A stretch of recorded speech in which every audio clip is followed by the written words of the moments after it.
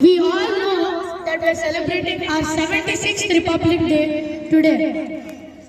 We all know about Republic Day, but what does it mean?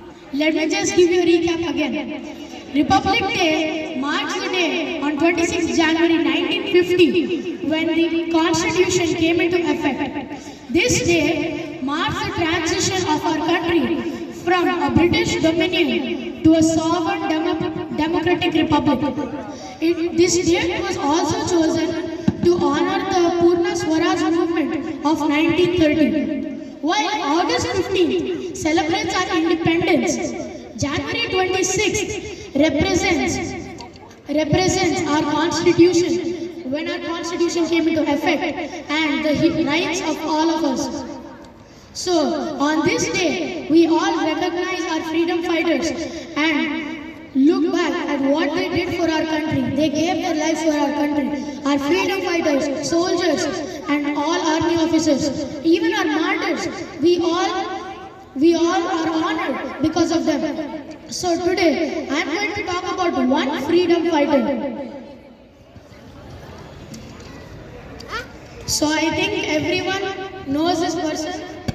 Everyone knows this freedom fighter, right? Almost everyone. Who is this? Who is this? Okay, his name is Sri Pengali Venkaiah. He was known for creating our tricolor Indian flag. So, let's start with his biography. Pengali Venkaiah was born on 2nd August 1876 in a small village near Machilipatnam, Andhra Pradesh. He studied in the Hindu High School in Machilipatnam. At the age of 19, he joined the British Indian Army and was deployed in South Africa during the Second Boer War, 1899 to 1902. This was the first time he met Mahatma Gandhi in South Africa. But there was a slight problem with him. All the Indian soldiers in the army had to salute the Union Jack, which was the British national flag. Understanding this experience, Venkaiah decided to create a flag which all Indians would be able to salute instead of saluting the British flag. Coming back to India, he attended the 1906 AICC meeting in Calcutta under the leadership of Dadabhai Naoroji. He came up with the idea of creating a flag for hoisting in all Congress meetings in opposed to hoisting the Union Jack flag. He worked as a lecturer in an Andhra college from 1911 to 1944. He was also famously known for not only as a freedom fighter but also as an educationalist, agriculturalist, and a polyglot. He was also named Diamond Venkaiah because he was an expert in diamond mining. He was also named Patti Venkaiah because of his extended research on cotton, especially Cambodia cotton. He even was proficient in many languages such as Japanese and Urdu. In 1921, when Gandhiji came to Bezawada, now Vijayawada, for a crucial AICC meeting in 1921 that would be held for 2 days on 1931 and April 1st.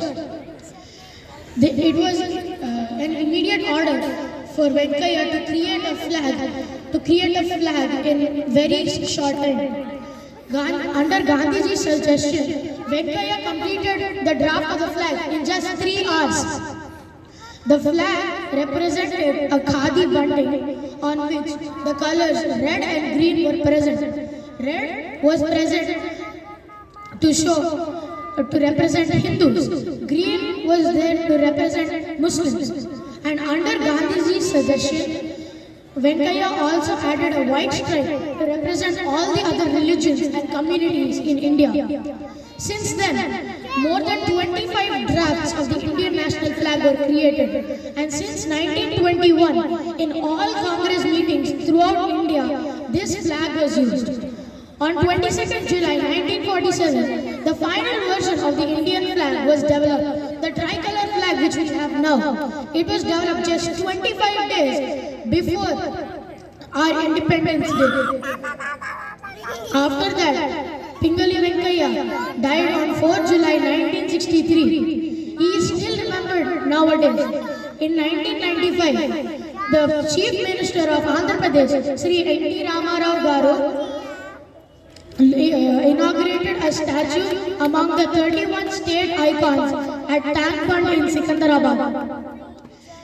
Also, a postage stamp was issued to him in 2009. The Vijayawada All India radio station was named after him in 2014. We all are honored by all the great freedom fighters who fought for us. Thank you.